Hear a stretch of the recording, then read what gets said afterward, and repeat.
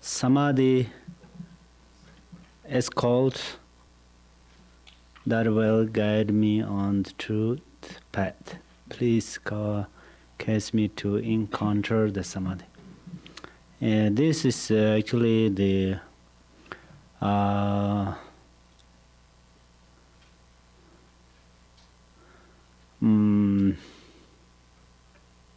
there are many different kind of meanings, but in order to wisdom, the Samadhi is the concentration or meditation. So then Mahakala, we request to Mahakala, please wake up me.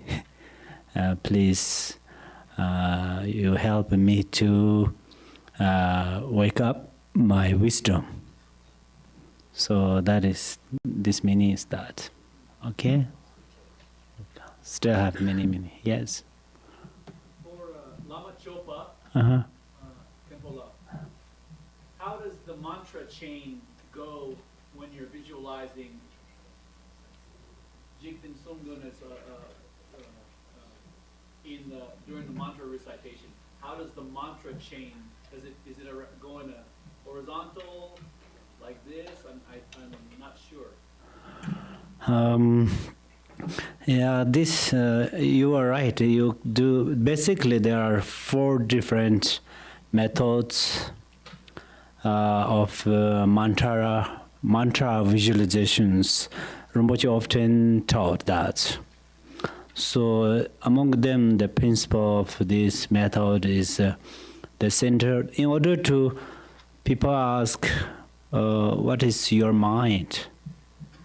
Then our mind is a home. Mantra is the best representative of our mind. So home syllable, and then home syllable is your mind and guru's mind or guru. So your mind and the guru, they both are in the home. In the home, or home is both of them. So then you recite that Guru Yoga's mantra. At that moment you visualize the home and then those mantra garlands. That is fun. But sometimes you don't do, if you are a little difficult to do that, then just you visualize Guru in your mind, and then continuously you recite the mantra. So it is also fun. Okay. Thank you. Welcome. My question is the same. The Mahakala, the direction of the circular, is it counterclockwise? Is it clockwise? Page number? No page number. This is in the instructions from Garshin Rinpoche. About the garlands, I have the same note to ask about the Mahakala mantra garlands, also coming around the sun disk with a hum syllable. Is the garland moving counterclockwise, clockwise? Does it matter? Actually, the clockwise, most mantra clockwise. But somebody asked me that question, same question yesterday, and that Sangha also heard the same thing, this counter-clockwise. Probably Rinpoche mentioned it, I did not hear, sorry. But in the, most of these mantras are clockwise, so I think that's not big deal. Perhaps some of them have a little bit, so I think clockwise is correct. It's easy. I have also a question regarding Lama Chopa. It's a prayer, Lama Chopa prayer in page 27. It's written, a garden of light radiating from the victor's heart, from its tips, manifests the second Buddha, Lord Jigten Sunggun. So who is the victor's heart? Uh, 27. which line? Yelve Pugje Order. 27. The guidance of light radiating from the victor's heart. So who is here the victor's heart? This is the Dharmakaya. So the first, in order to, the second guru is also second Dharmakaya.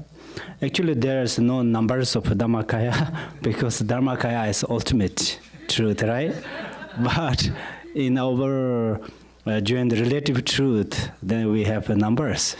So the second is Dharmakaya is the Jigten Sungung, and then first Dharmakaya is the victorious. The victorious is the Dharmakaya. Dharmakaya doesn't have a form.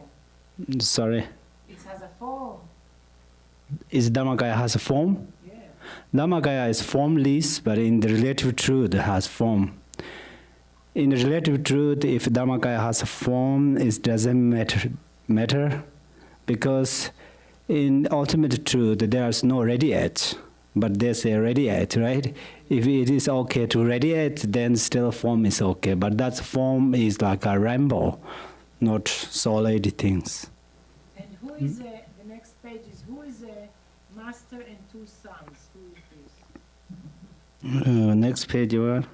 28, the same prayer. Master and two sons. The Lama Chopa, The- page 28. Oh, master and two sons. Oh, let me think.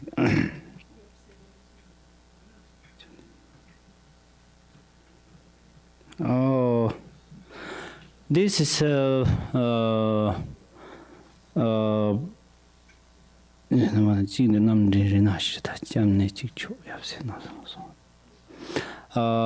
this statue, the Lord Jigten Sunggu's statue.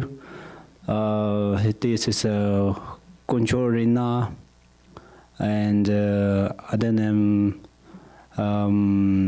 maybe Chichitapa. I don't remember exactly. Just two disciples of Jesus. Yeah, he has two hard sons. In this statue has that, two of them. Mm.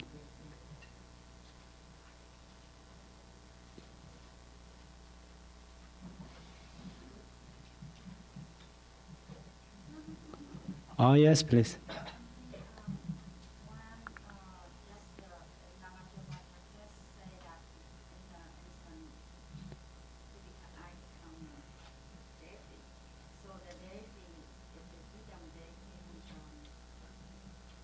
Oh, I become deity, right? This is in the Kaju lineage. The main yidam is Chakasamvara. So Chakasamvara, and then the guru, they are non-duality as the sun, as the sun and the sun's ray. So you can visualize that. But yeah, at that moment you can visualize Jagasamvara. But it's depend with the different text, different sadhanas, and sometimes then there are different hidam deities. Mm-hmm. Yeah, that's true. Uh-huh. In this, yeah, you are right. Mm-hmm. Oh yes. Yes. Can a person take refuge more than once in a lifetime? Yes. This is it. If you want to, let me. It depends.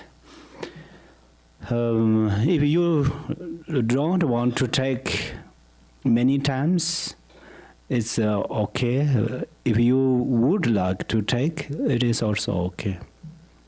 Welcome. Mm-hmm. No, we both of us take national which in our route.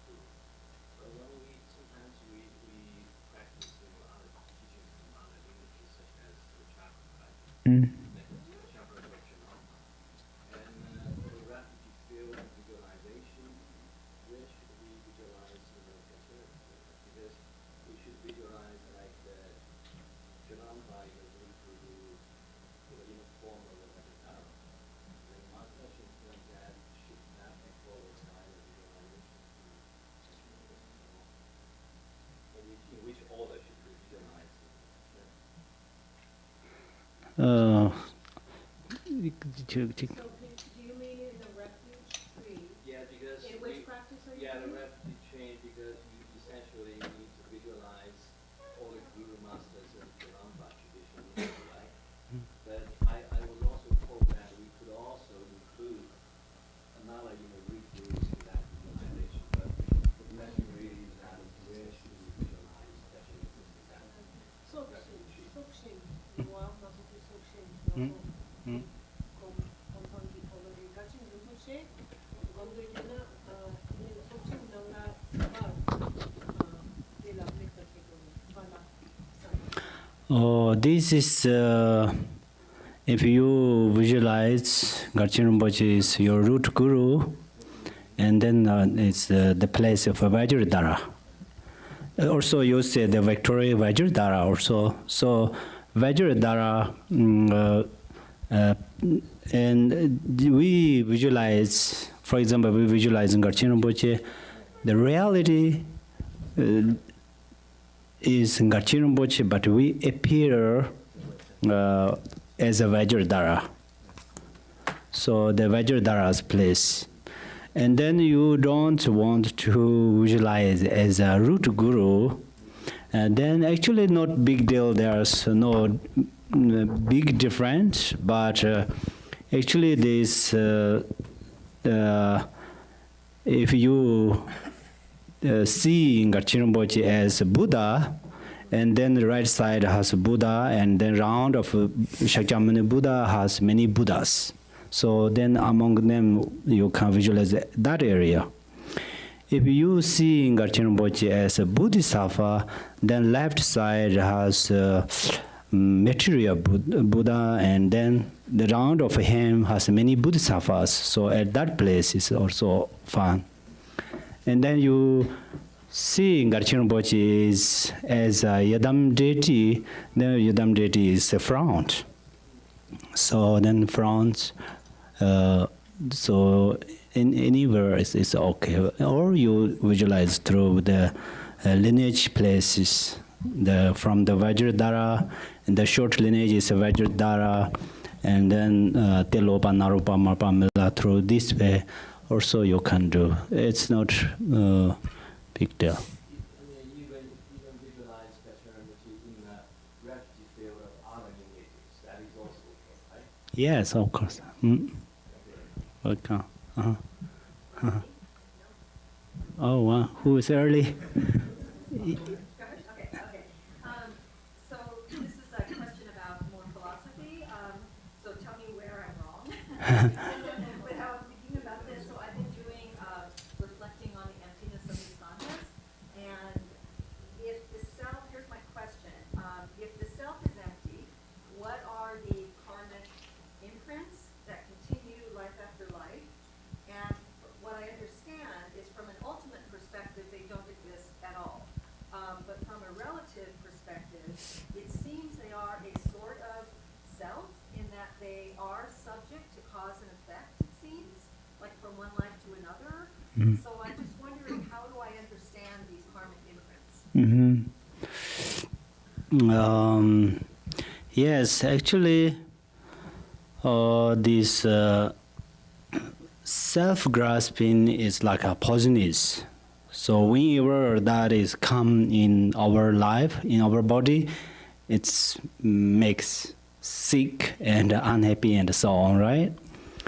But the karmic imprinting, for example, the belief of karma arise from the mind, and then our conduct change. It's improve good behavior, good motivation. So through this way, they are a little bit different. But you are right. Actually, it's same.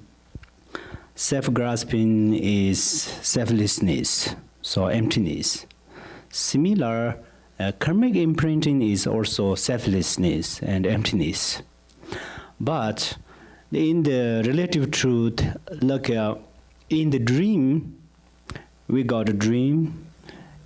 When we are sleeping, at that moment, dream is true until we wake up morning or middle of the night. Similar, right now we are still in the forms of illusion. So then karmic printing still true. Its effect. If we have good karma, its result will be good, and if we have bad karma, result will be bad. These both of things are still have in our life, but inherently they are non-exist. They are just like a rainbow, or just like a dream. So the difference is that in order to self-grasping and karmic imprint is actually emptiness, both of emptiness. What? Mm-hmm.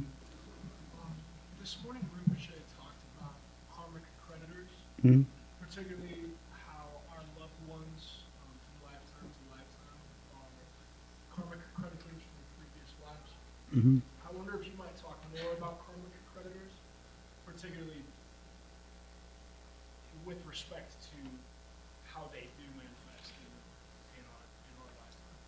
Mm-hmm. Are you saying creditor or predator? Creditor. Thank you. Who is running karmic predator now?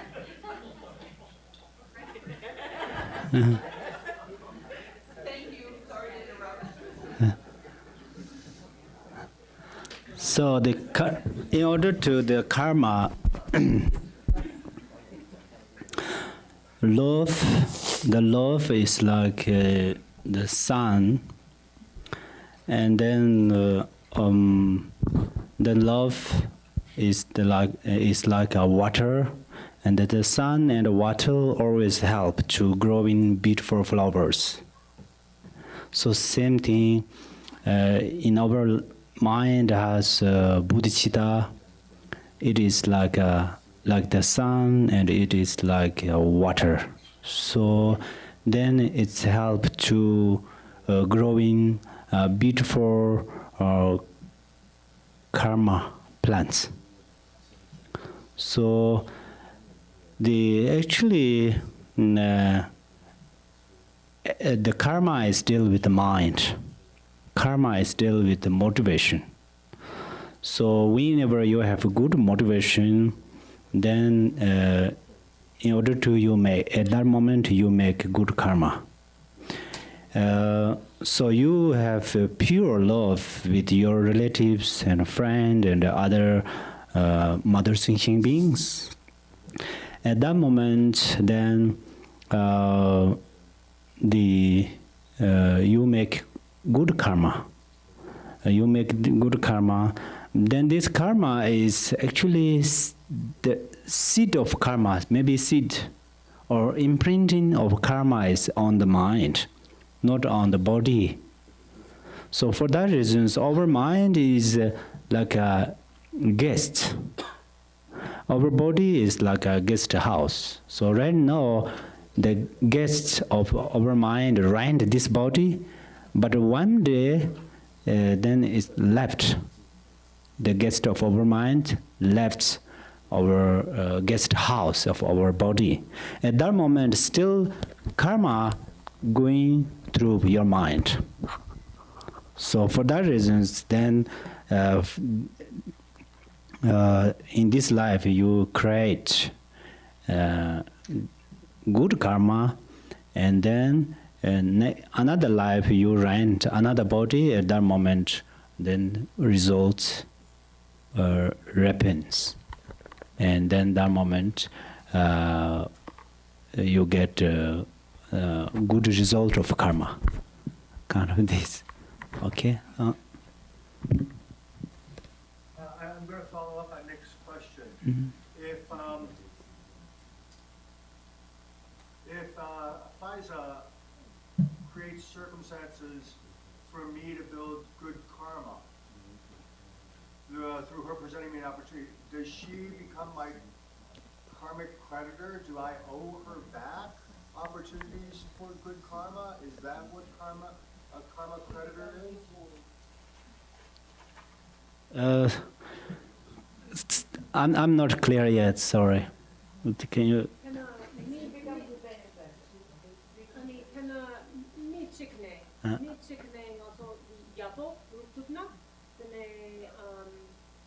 렌차 불렁 사그르베. Oh. Oh. 콘소니엄도. Uh-huh. 콘소니. 파야 보시는 왜? 아니 페나 아니 미치크네. 응. 나라 야보식 아니 드ub나 나 야보식 드ub나 콩니엄도 페나 케와제마. 아니 불렁 렌차 아니 사그르베 콘솔라. 엄마 되게 저야 보시는 왜?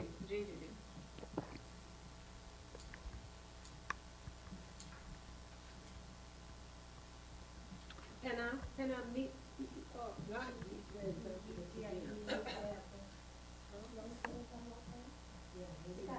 Okay. Well, we have many karmic creditors, so not everyone can be my guru. And so if through this life, Faiza continually offers me opportunities to build good karma, 음. in the next life, will she be my karmic creditor? Will I owe her opportunities to build good karma? In order to, I make an example. For example, here are numbers of Sangha, right? So we all together practice. I'm not sure we can use that as karma creator or something. But in order to we gathering together, accumulate merits this life. And then another life also we can be together at the same place and we can use that merits. So for example, right now we are here gathering together and then we practice together, accumulate merits together because of in the previous life we created great karma together, then help each others. So this morning Rinpoche mentioned it. If in our mind has bodhicitta, then wherever we gathering together, that place is pure land. When we in our mind has angry emotion, wherever we be together, that place is a hell. So it's similar. So in order to in the past life, someone a new face, and then first time to see each other, but at the same time we have a golden opportunity to practice Dharma together. Whether we don't know names each other before, but so that is in the past of life we practice together. For that reasons, right now we have that opportunity. But someone, they don't know each other's, may they never see face each other's, but someone behind of tree, someone behind of a rock, stone, instead they use gun and kill each others. So that means in previous life they created bad karma each others. Probably they be together and use jealous each others and angry each others. That's where next life that will happen. So yeah, like that. Okay, so two questions. We have no more time. May I ask, is it compassionate enough to, because many Buddhists say, pray for getting into Sukhavati, into a Buddha field. Shouldn't Bodhisattva pray to get more into the hell realms instead of getting to Sukhavati?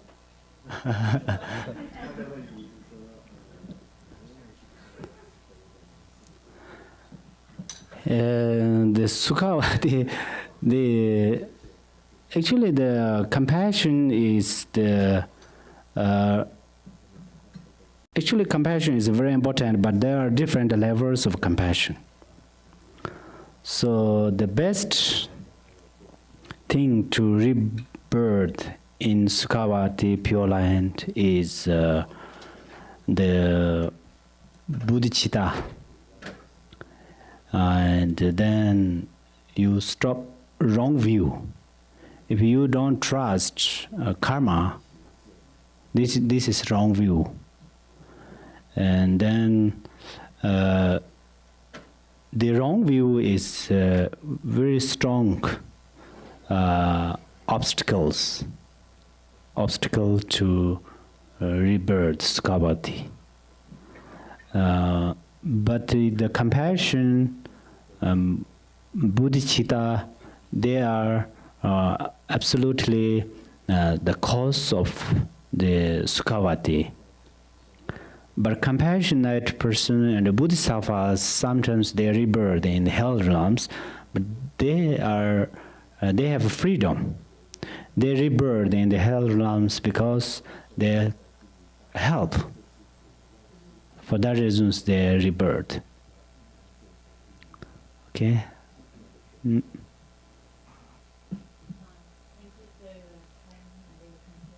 Well.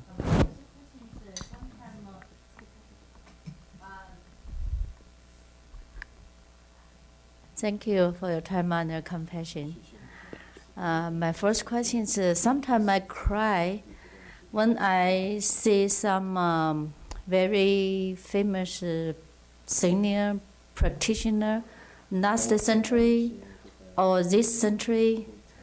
When I see them face, I cry. So this is happiness, suffering, or compassion, or something else, I don't know. The second question is, a few times I dreamed some teacher I never see. They taught me in my dream. I don't know what that happened. I got first question, so first I try to answer on there, okay? Thank you. So, actually, I cannot say exactly because of it's still with your mind. You know by yourself about that, but it's a very good question. But yes, we see many compassionate and bodhisattvas cry. That means they have deep feeling, they have a deep love with mother sentient beings. Because mother sentient beings are like their children. So then parents has children, they don't listen carefully, then they do lots of mistakes. They make a lot of mistakes. That moment, then parents feel sad because they see their mistakes. They know if they do often that mistakes, then result is not good in their life. Similar, bodhisattvas and compassionate, they see mother sentient beings, but they are following through the grasping, egoistic mind, and afflictive emotions. That's where then they have more compassion and bodhicitta through. That's where sometimes almost hopeless. They see they are suffering, and they see they are going through the wrong direction. Then they try to help them, but they don't know. They don't listen carefully through. This way they are cry. So that's where in our mind has the imprinting of the bodhicitta and compassion, then easily can cry and so on. So, yeah. Then second question, I'm not clear yet. Do you want to repeat again? The second question is, actually there are two things in the second question. Sometimes I dreamed some famous teacher I never seen. They taught me in my dream. On the other hand, sometimes I have a very bad dream. I cannot overcome it. It again, very bad dreams. Dream is sleeping dream. Yes, sleeping dream, not daydream. Yes. Sometimes we use that plan. Oh, my dream is something. So they don't trust too much in dream. Dream is the example of illusory delusion. So don't believe too much dream. Best thing is the dream. In the night, you get some serious dream. When you wake up, you arise bodhicitta. May any mothers and human beings never get kind of this bad dream. And yeah, like that. And also you learn from there. Oh, it is illusory. So this is not true. Right? Also you be happy. Oh, I got a serious dream, but it is not true. Right now I have no problem. So be happy, right? So that's it's good things. Okay. So anyone excited to ask one question and then yes, please. Russian Rinpoche was talking about the 6 paramitas. Mm-hmm. And he said there's many writings, and he encouraged us to read some. Mm-hmm. Can you recommend one? There's many writings. Could you recommend one to start with? This is actually the Rinpoche got that one still not translated in English, only Tibetan. But the 6 Panja Paramita, the explanation of 6 Panja Paramita is Shantideva's book, Shantideva's book, and then Panja Paramita text, Shirapje Paradasimba. This is, Heart Sutra comes from there. Welcome. Okay, thank you so much.